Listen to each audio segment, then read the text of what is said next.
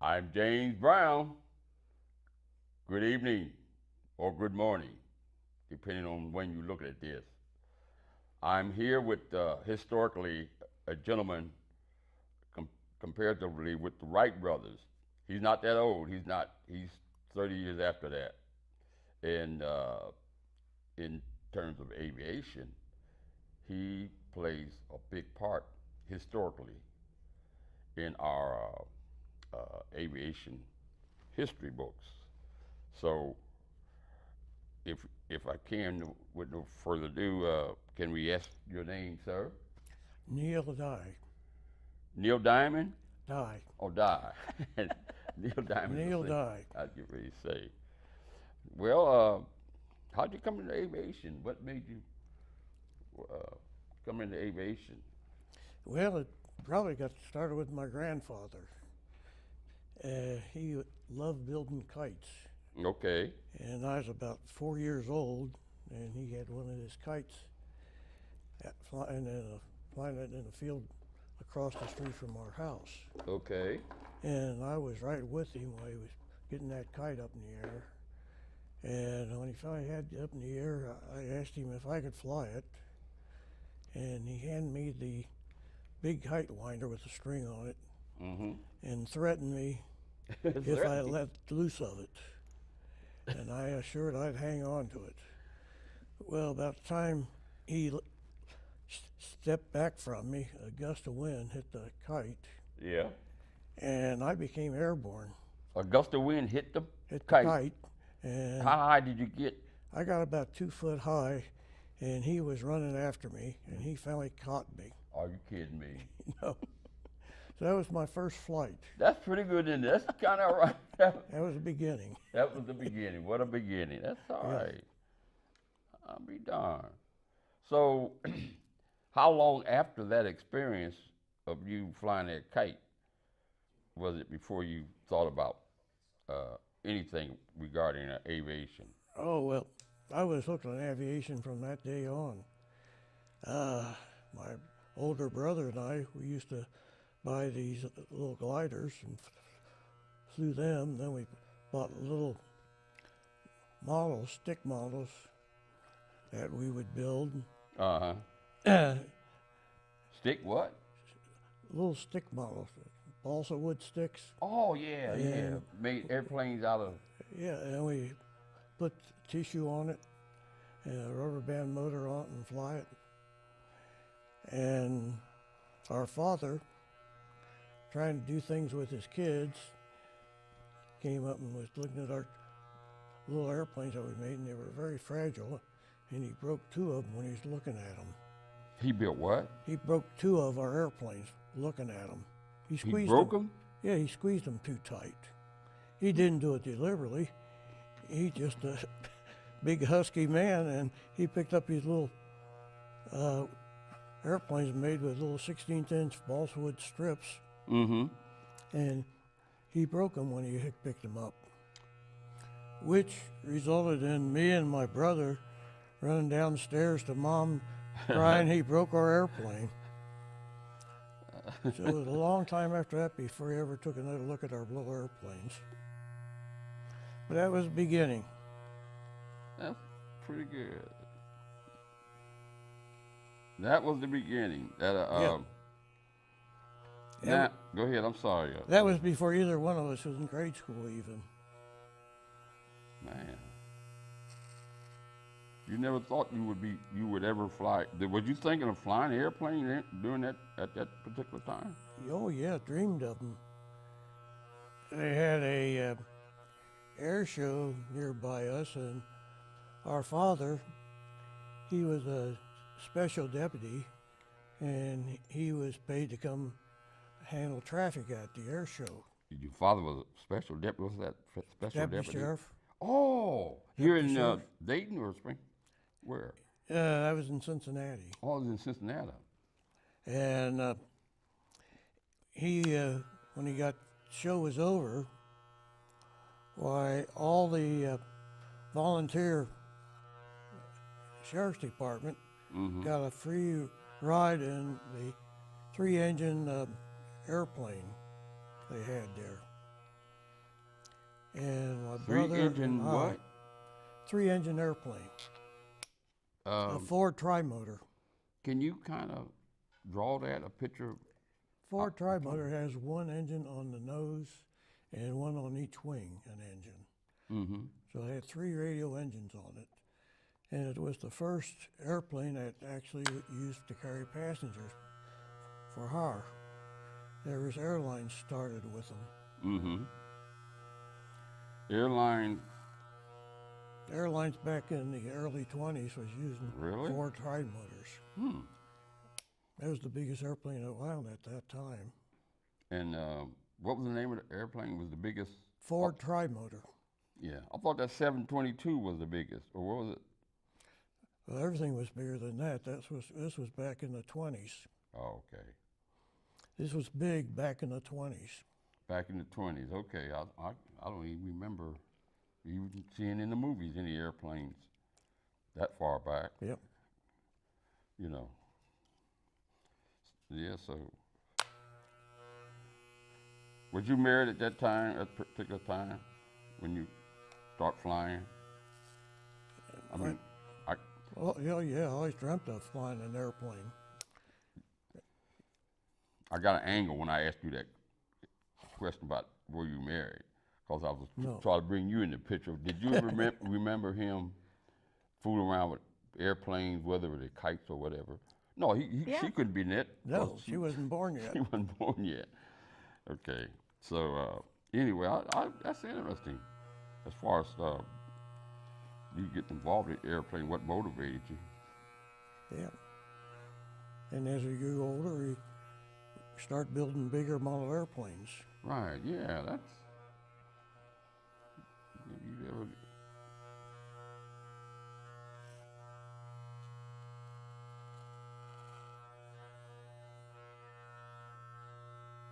How we doing? So when did you start actually flying? It was back at about 1949.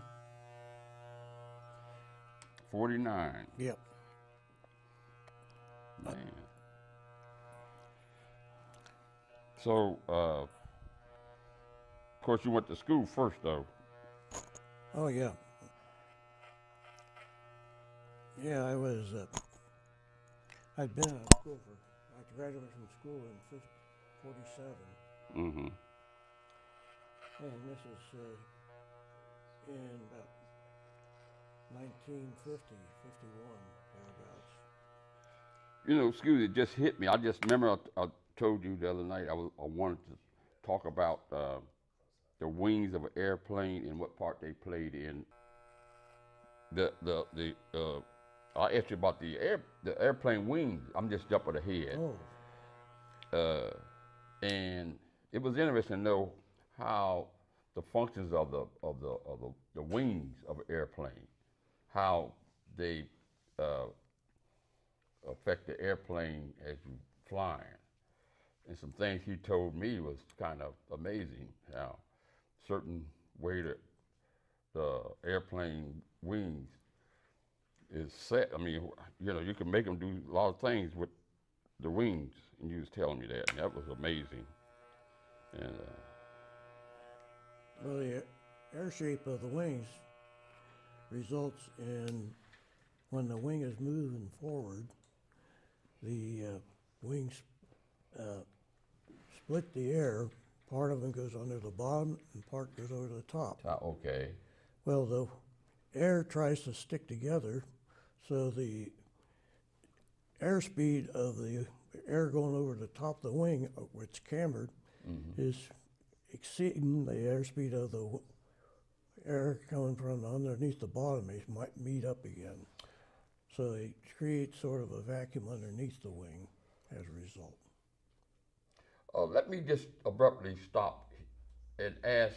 I'm kind of trying to direct myself into your aviation achievements, for example, like the books you wrote and how you came about to write that book from your flying experiences. So I think I want to kind of get into more of that. Well, You know. I had to write that book. My daughter, she Now, she was unmerciful. by the way, this is She his was lovely daughter, after right? me to write it, and she said I had to do it for my grandkids because she heard all these stories, my flying stories, most of them, and she insisted I had to do it. And I Wow. don't know how long it took her, but I finally gave up and started writing the book. I'll be. And I think I called it 68 years of flying and still flying or something like that. I'd hold up the show book him if one I of the could read. pictures of that. 67 years of flying and counting. And Yeah. counting. Yep. Yep. I kind of twisted your arm on that in lieu of birthday presents or Christmas gifts. It's put your stories together. I can't keep track of them all. So, And what's that Beam book there? That BEAM. That Beam, oh, that's magazine. yeah. That's a who? That's the magazine of the QBs. You wrote that? White Birdman. And what's that about? What? That's a monthly publication for members of the hangar. It's a QBs. public No, it's a monthly. private book, Oh, it's a private book. private magazine to members of the QBs. Now, this is international, isn't it? Yeah, it's international. QBs is started at the end of World War I by a bunch of spirited pilots drinking in a bar in New York City. Drinking in the bar in New York City. And the word passed, and nobody knows how it passed around, but all of a sudden, pilots from all over started coming to New York and drinking and carousing with these loudmouth airmen. So- And finally got to the point where there's enough of them there, they started arguing about let's make a club. And they couldn't make up their mind what it was. And the bartender, being facetious, I'm talking about this book here, yeah, The Beam. Okay. he suggested that why don't you call it the Quiet Birdman, being nasty, trying to quiet them down, I guess. But they said, hey, that's great. We'll call it the Quiet Birdman. So that's how it became the QBs, for Quiet Birdman. Hmm. And that again, for several years afterwards, they had pilots from Germany. German ace pilots was over and joined. Italian pilots was over there and joined. And that was the beginning of aviation as World War I. And these ex-pilots, they were the ones that, most of them, flew the mail in these airplanes that were Yeah, I've seen movies on marginal. that. A lot of them. And they have played quite a bit of history in the flying. Yeah, I saw. And many of them died flying the airmail because everything was so limited back in those days. Yeah, something interesting was, by the way, the thing you showed me, and only not too many received this, about the Wright brothers, what they gave him. I was pointing out what that meant, that plaque he received on that. And what qualified you to receive that plaque right there? It says, what does that say? Other pilots that have known you and had an idea what you were doing, and sent a mail into the FAA when they first came out with the award. Mm-hmm. Some of my friends thought I should qualify for it, and Why did they think that? Because well, the because achievements that I was doing a lot of flying. I was flying air shows. By that time, I had wrecked 5 or 6 airplanes. That's a those lot air of shows, them. like when we see the air show, we see them acrobats and stuff like that. Yeah. You did that? Yeah, Okay. and sometimes I didn't succeed. Sometimes I crashed. Wow, and you're still here. Yeah, I'm a survivor. Tell me, ain't there a God? I tell you. Uh, so, and then you was telling me something else was amazing. He he landed somewhere where he the way he described it, he didn't see nowhere where he landed in some trees. I think it was, and you started to land on the highway, something like that. It was just astonishing what how you came out of that. Well, I applied to a number of cases. Which one? And why did you keep on flying, man? That's crazy. And you had all them, seem to me, near-death experiences, and you still kept on. Well, one the of the fly. worst ones, I was in the Air Force at the time, which is a story in itself. Mm-hmm. I got a draft notice in the mail, so I went down and joined. And the recruiter wanted to know what I had done. I said, well, I got 3 airplanes right now, and I've been flying and doing aerobatics. And I said, the 2 of the airplanes are surplus military trainers. And he said, wow, really? Surplus I military said, trainers. yeah. He said, man, that's great.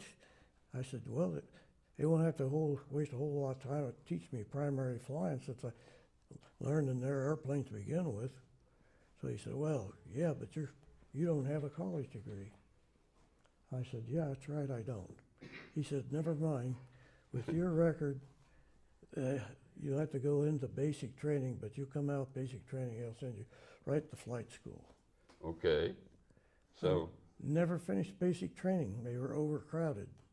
Uh-huh. So they shipped me and a whole bunch of us up to South Dakota to continue our basic training. Okay. And South Dakota said, wow, we got permanent KPs now. Mm. So that was my training. Cleaning up the mess halls, cleaning up the garbage. Man.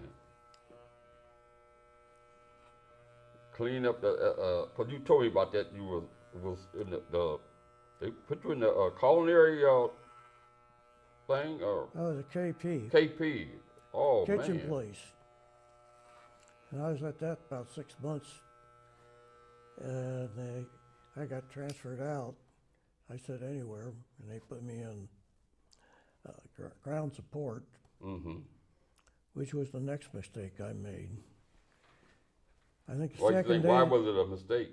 the second day I was in that ground support, I was on top of a 40-foot pole on a platform with 2 other guys, Yeah. changing out an electric transformer.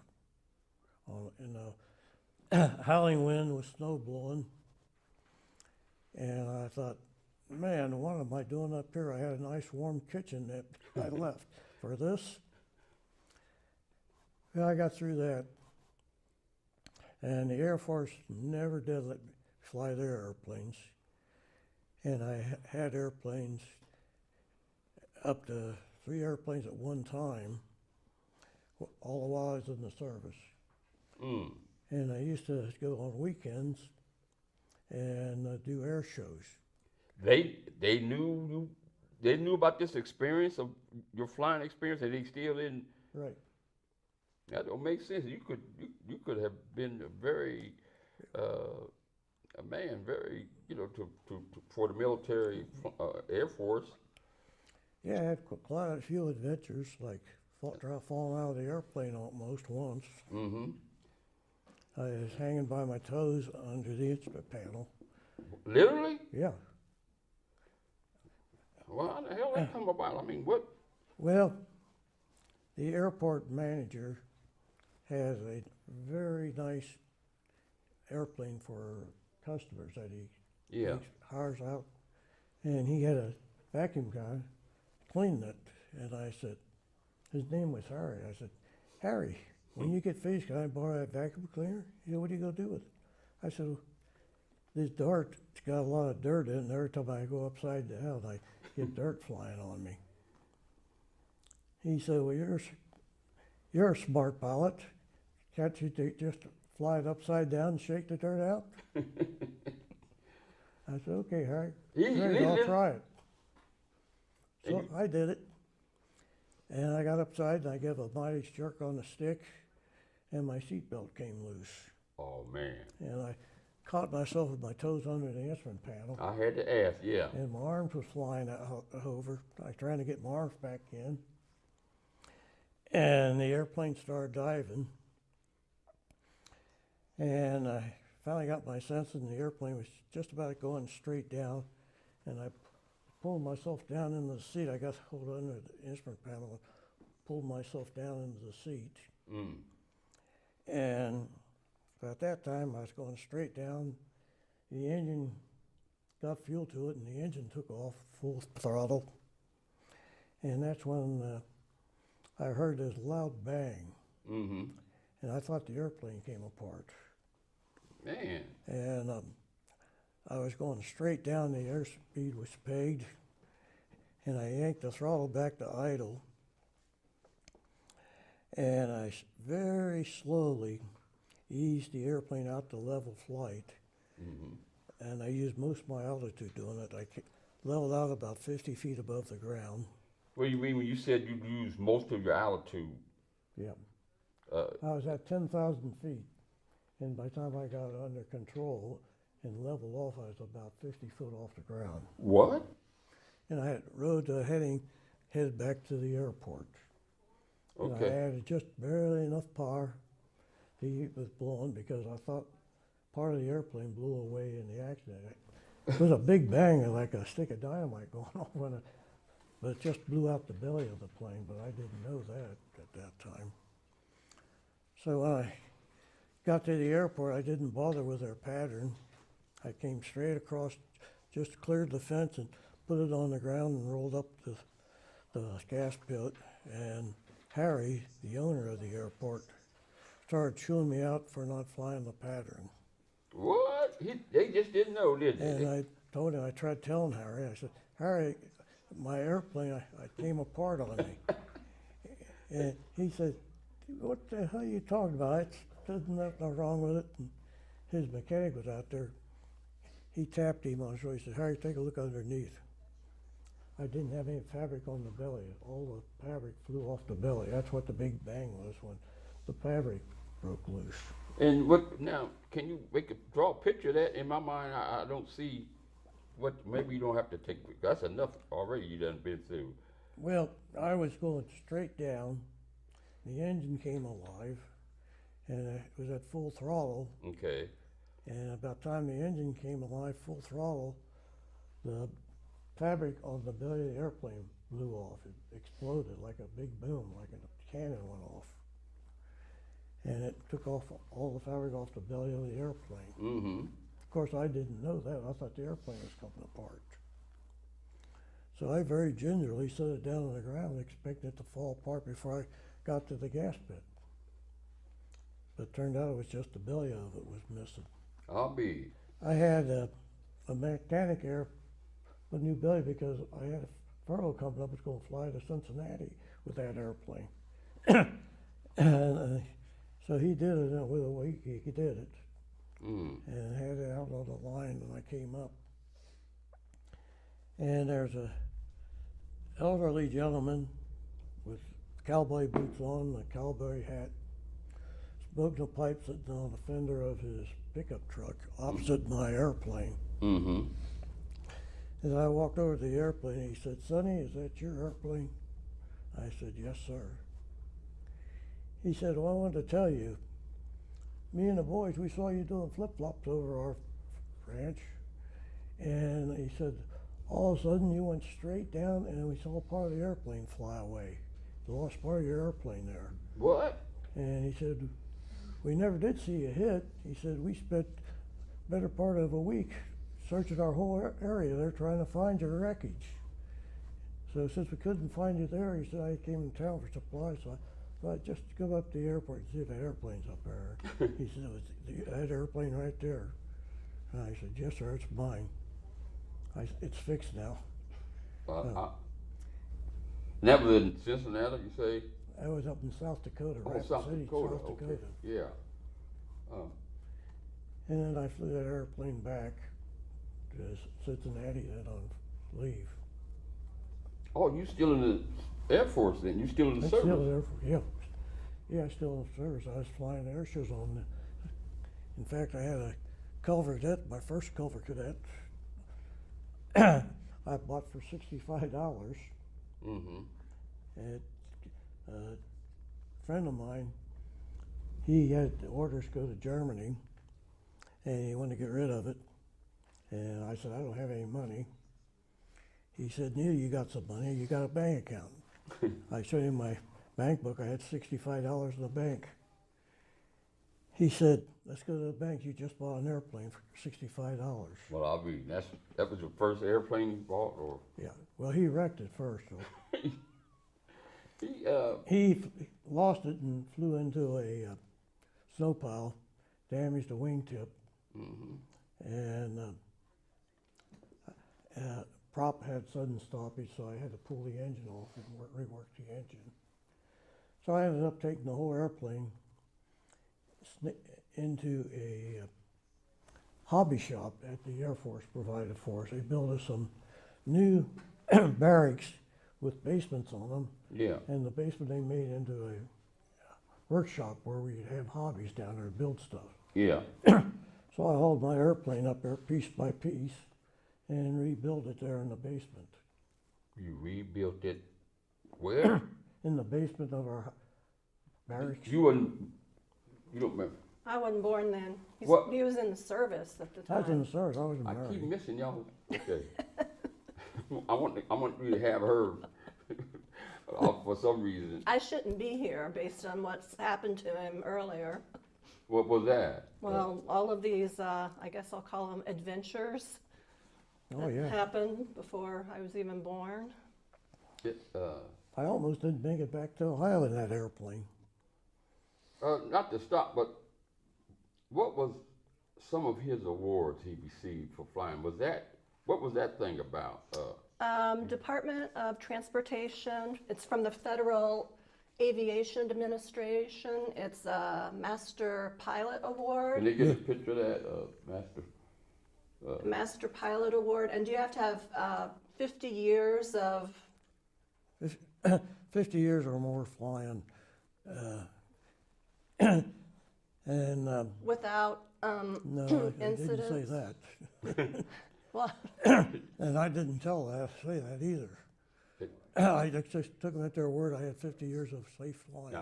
Now, who presented that to him? It was a federal agency? Well, FAA. Wasn't Okay. it down in Myrtle story, too. Beach? Or I got a phone call from the FAA in Cleveland, Ohio. And a nice lady talked to me and said, Mr. Dye, we've been looking for you. We have an award for you. Mm-hmm. And she said, you're in South Carolina now. I said, yeah. She said, well, we thought you were in Ohio. Well, I was, but I moved to South Carolina. She said, well, can I send that down there to you? You got a FAA station there? I said, yeah, in Columbia, South Carolina. Mm-hmm. They have a FAA office. So Yeah. she sent it to them, and they got it, and they gave me a call and said, what is this we got for you? And I said, well, it's a award somebody, I don't know who put me into it, but somebody decided I was worthy of that. And they said, well, we've never seen one of these in South Carolina yet. This is the first one. Can you wait a couple of weeks before we give it to you? And I said, yeah, I can wait. Why? She said, well, we're going to have our annual business meeting with the airport management and other dealers down at the most expensive resort down there on the or the South Carolina coast. Can't think of the name of it. It's a very high class place. Why didn't they So hire they presented him? it to me there. Yeah. Not only that, they gave me a dinner, and I took a friend with me. They gave both of us a big family dinner there, and treated like we were somebody special. Well, you was, man. That's, you know. So we got the first one in South Carolina. And they never heard of it before.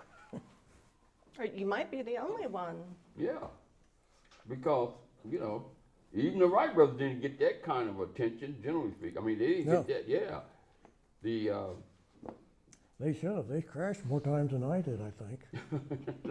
the Wright brothers did. And that, so, now, they were in the history books. Now, when are you going to be in the history books on this? No, I wrote my own book. And that's a story. It will be.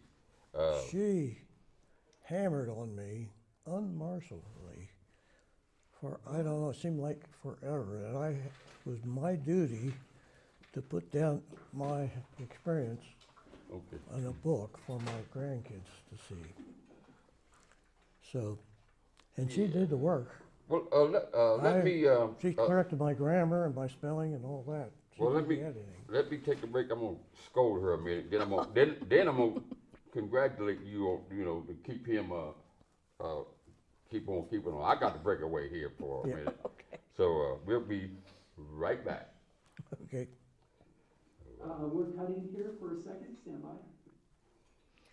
Oh, good, man. Should he be taking his hands out from under the sheet when he's talking?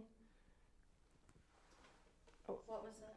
Would it look better if he had his hand, when he's talking with his hands, that his hands are His showing hands are out. instead Am I of, talking with my hands again? well, no, that's good, but you're making a little Okay. tent under your, Thing. So just leave the hands like that.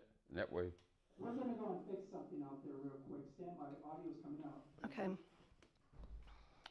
He'll know what you're talking about.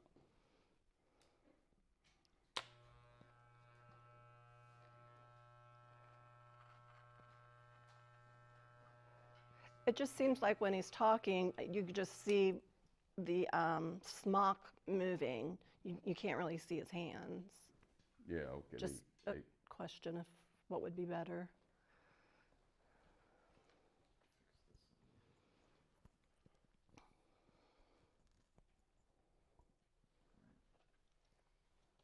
That way you won't have to. Are you really gonna cut here? Hmm. Are you really gonna cut? Yeah, that's what I'm doing now. Are you? He has been. Look at hair on the floor. I was too busy doing other things. I'll be darned. You have snipped just a little up there. Yeah,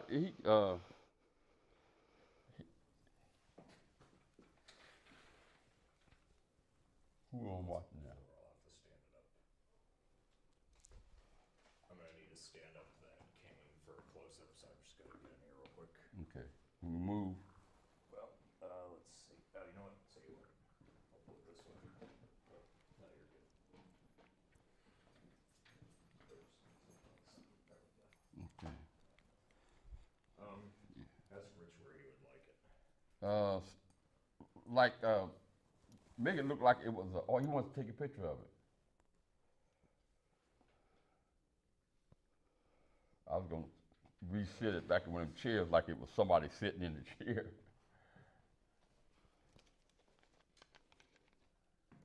Everybody always asks me, man, about that cane. I said, that's my picture, that's my saint. Oh, there it is, almost. Oh, you want to tilt it? When we hold it. Yeah, go ahead. I'll leave it to you.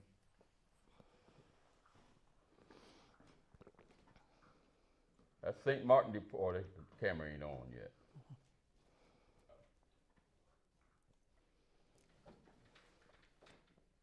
Yeah.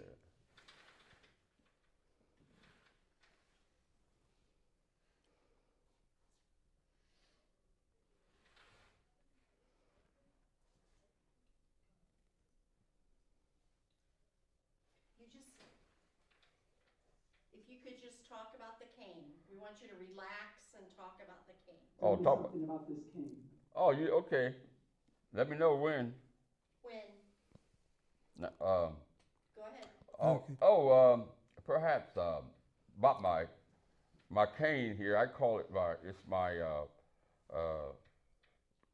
cane, and the importance of it is things that I picked up along the way. I've had this, by the way, for about 30 years, and people would give me, so I would attach it to my cane. Like, this is my patron saint, Saint Martin de Porres. Of course, the barber pole, red, white, and blue. I was trying to emulate the color of a barber pole, to kind of signify that I'm a barber. Number one, I was promoting my barber service, and so that's kind of basically what the stick represents. A barber cane or a barber pole that you see outside of barbershops, the red, white, and blue. Want his services, because he sure enough had the experience, flying. That's what kind of all of your aviationally speaking achievements in flying. And but my main question is, why didn't the Air Force solicit your expertise in flying, man? That's what puzzles me. Well, I thought I would get recognized, but Right. I never did. I had a friend who was a pilot in South Dakota at Rapid City, and he was also flying light planes, and I gave him some dual in some of the light planes that they had to rental, and he flew with me in my planes, and he did manage to get me a ride on a T-33 they had down there. Mm-hmm. But no, the Air Force didn't want me to fly their airplanes. Did they have a regulation about a droopy eyelid? That just sounds familiar Well, as a kid. that happened when I was in high school. The Navy had seniors come down to the Cincinnati Post Office and be interviewed by the Navy. And I came down to be a pilot. Had to be there at 7 o'clock in the morning. And everybody just walked in there, and the doctors looked at everybody. He looks at me. He said, "You're out." I said, "What do you mean?" He said, "You got a bad eye." What? Yeah, so said- that was that the reason? I had a drooping eyelid from a swimming accident I had as a teenager. Well, how'd that skip the? The doctor said, with a drooping eyelid, you can't be a pilot. We're only going to nurse people. But you that can be in the pilot. service. Service, yeah, but Not a pilot. Yeah, not an Air Force pilot. That kind of Yeah. makes sense. Yeah. Yeah. I'd have to have 20/20 both eyes. It would And be a private pilot, commercial I had pilot. 20/20. He wouldn't even check my eyes. He saw my drooping eyelid, and he's out you go. So he never checked my eyes at all. I'd get a second opinion on that, though. But anyway, yeah, that answers that question about. Well, I was only 17 years old then. And it didn't get any worse, did it? Or it just stayed the same, and your condition, your eye Right. condition, kind of. Yeah, I had 20/20 in that eye with the drooping eyelid, but it's beside the point. They didn't. Well, excuse me, Never but I want to take this time to thank you and thank you for being so thoughtful to come on and share this with everybody. And I want to also tell everybody out there, be yourself. Okay. and thoughtful. Value everyone's opinion, and so that's what they should have done in regards to his experiences. That he could have done something in aviation for our country that could have been acknowledged and been used to help better our Air Force. So again. Be yourself and thoughtful, and value everyone's opinion.